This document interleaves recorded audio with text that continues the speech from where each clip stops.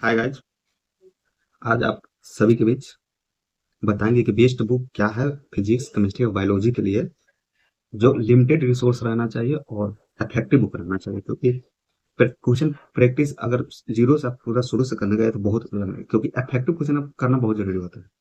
तो उसके लिए आपको बुक बताएंगे और लिमिटेड रिसोर्स रखना है, क्योंकि लिमिटेड रिसोर्स अगर इधर उधर मन दौड़ाइएगा, अगर ये कर ले फिर ये कर ले फिर वो कर ले तो आप कुछ नहीं कर पाइएगा, ये गारंटी है। क्योंकि मेरा 2026 उसी के कारण वेस्ट हुआ है।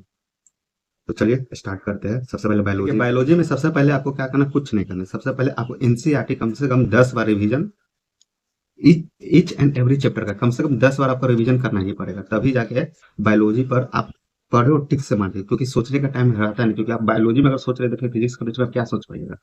तो सबसे पहले आप ये 12th का है और एक 11th का एनसीईआरटी होता है, दोनों को आप टिप्स पे याद कर लो। क्योंकि आपको एनसीईआरटी कम से कम 10 बार रिवीजन करना ही पड़ेगा मिनिमम, तब जाके आपको टिप्स पे याद होगा।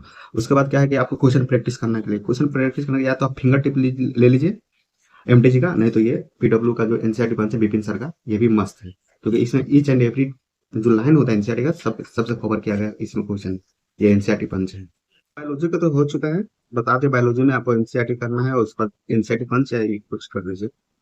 और केमिस्ट्री में जैसे कि आप बायोलॉजी में एनसीईआरटी पढ़ते हैं लाइन बाय लाइन, वैसे इनऑर्गेनिक में और ऑर्गेनिक में आपको एनसीईआरटी लाइन बाय लाइन लाना है। क्योंकि थ्योरी जो उठता है, थ्योरी वाला क्वेश्चन, वो एनसीईआरटी के एकदम एग्जैक्ट लाइन टू लाइन होता है। और जो एग्जाम्पल होता है, जो टेक्स्ट क्वेश्चन होता है, जो अंदर में एग्जाम्पल जो वाला क्वेश्चन रहता है, वो आपको करना ही है, क्योंकि वहां से डायरेक्ट वो क्वेश्चन आता है इसमें। अब अगर फिजिकल केमिस्ट्री को देखा जाए तो फिजिकल केमिस्ट्री आप छोड़ भी सकते हैं, लेकिन इस बार जो था वो कैलकुलेशन बेस्ड था। 2026 जो रीनीट हुआ था उसमें कैलकुलेशन काफी ज्यादा था फिजिकल केमिस्ट्री में। तो एनसीईआरटी में क्या है कि आप एनसीईआरटी अगर फिजिकल केमिस्ट्री का अगर कर लेते हैं तो आपका कैलकुलेशन तगड़ा होगा, क्योंकि एनसीईआरटी इसमें फिजिकल का एनसीईआरटी बहुत कैलकुलेटिव है। और अगर कर लिए तो बहुत अच्छी बात है, नहीं तो छोड़ सकते। सीक्वेंस जैसे आपको बता रहे उस सीक्वेंस में चलिएगा।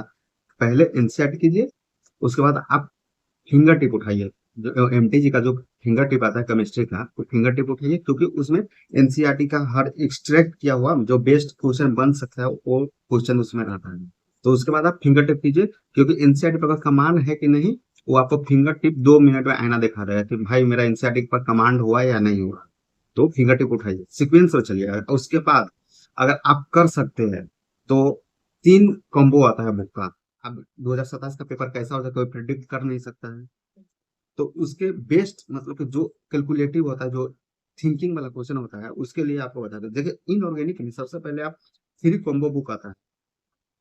इनऑर्गेनिक में आप उठाइए बीके जसवाल सर, बहुत अच्छा, बहुत इसमें जीरो टू मतलब क्या है, मतलब बेसिक से लेंदी तक क्वेश्चन इसमें आया हुआ है। और इनफ अमाउंट ऑफ क्वेश्चन आपका हर टॉपिक पे, हर कॉन्सेप्ट पर आपका कमांड इस बुक से हो जाएगा। उसके बाद ऑर्गेनिक में एम एस चौहान से, ये भी एक लेजेंड है, कोटा टीचर है, लेजेंड है। और इनका भी पूरा बेसिक से लेके कॉम्प्लेक्स क्वेश्चन होता है वो सब इसमें कवर है।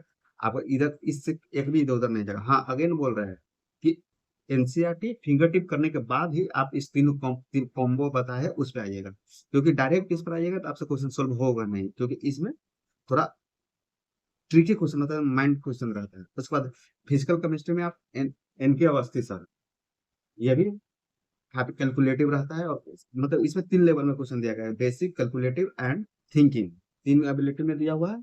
और अच्छा क्वेश्चन रहता है। ये 3 कॉम्बो आप कर लिए तो केमिस्ट्री में आपका श्योर है 180 में से कम 170 आ ही जाएगा। तो बायोलॉजी केमिस्ट्री का आपको बता दिए कि किस तरह से किस सीक्वेंस, क्योंकि सीक्वेंस सबसे बड़ा मैटर करता है। अगर आप फॉलो सीक्वेंस नहीं कीजिएगा तो ये बनाना कोई ज्यादा नहीं, क्योंकि जैसे जैसे सीक्वेंस आप कीजिएगा वैसे वैसे आपका माइंड डेवलप होता जाएगा, आपका क्वेश्चन स्पीड एंड एक्यूरेसी बढ़ता चल जाएगा।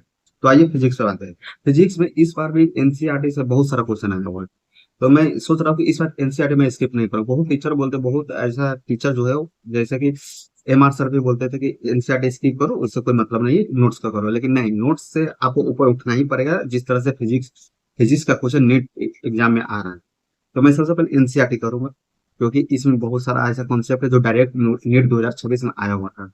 तो मैं इसको स्किप करूंगा नहीं, क्योंकि ईच एंड एवरी चैप्टर करूंगा, भले टाइम लगे वो अलग बात, क्योंकि अभी से बहुत टाइम सारा बचा हुआ है, 8-9 महीना बचा हुआ है अभी। उससे ज्यादा ही होगा, 10 के आसपास महीना बचा है, कर लूंगा। उसके बाद क्लास में जो जिस सर से आप पढ़िएगा, सलीम सर हो या एम आर सर हो, मैं तो यकीन तो कर रहा हूँ, आप अन्य बैच एलएन या किसी से आप फॉलो करें, उससे मतलब नहीं।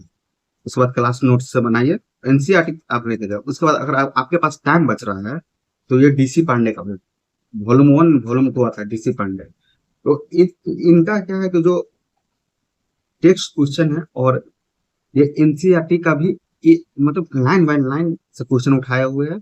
और आगे जो जब एक्सरसाइज वाला जो क्वेश्चन है वो थोड़ा कॉम्प्लिकेटेड है और अच्छा कर, जैसे जैसे आप बनाते चले, जैसे कि एक 1 to 50 क्वेश्चन एक चैप्टर में, देखिए 25 तक आपको बेसिक रहेगा, और उसके बाद 25 to 50 जाइएगा तो आपको कॉम्प्लेक्सिबिलिटी इतना बढ़ जाएगा कि आपको थिंकिंग एबिलिटी सोचने पर मजबूर करेगा। यहाँ के 40 से 50 के बीच में क्वेश्चन आपको बिना सोल्यूशन देकर होता ही नहीं रहता है।